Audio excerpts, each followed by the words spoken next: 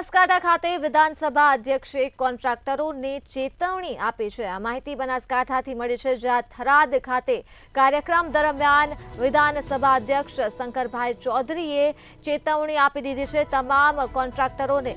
ત્યારે કામમાં કચાસ રાખશો તો સીધા જ ઘર ભેગા થઈ જશો તેવું વિધાનસભા અધ્યક્ષ શંકરભાઈ ચૌધરીએ જણાવ્યું છે। અને કોઈ પણ રૂપિયા માંગે તો મને કહેજો, સીધી જ ચેતવણી આપવામાં આવી છે કોન્ટ્રાક્ટરોને વિધાનસભા અધ્યક્ષ દ્વારા। અને કામમાં કોમ્પ્રોમાઇઝ હશે તો બ્લેક લિસ્ટ થઈ જશો।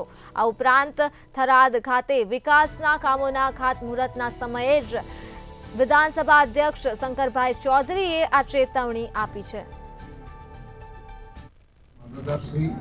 કોન્ટ્રાક્ટર કોણ છે? એજન્સી કોણ છે ભાઈ? રાજ કોર્પોરેશન કામ અહીંયા કર્યું છે નગરપાલિકા? અહીંયા આગળ કોઈ તમારી પાસે એક પણ રૂપિયો માંગે એજન્સી વાળા પાસે સીધો મારો પણ કામમાં જો કોમ્પ્રોમાઇઝ કર્યું તો બ્લેક લિસ્ટમાં હશો।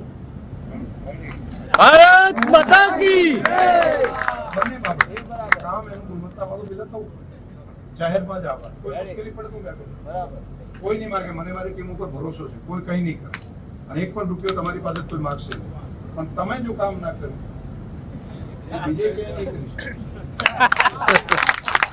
તો એ કામની આ ક્વોલિટી પણ થાય અને લાંબા સમય સુધી આ કામને આપણે આગળ વધારીએ।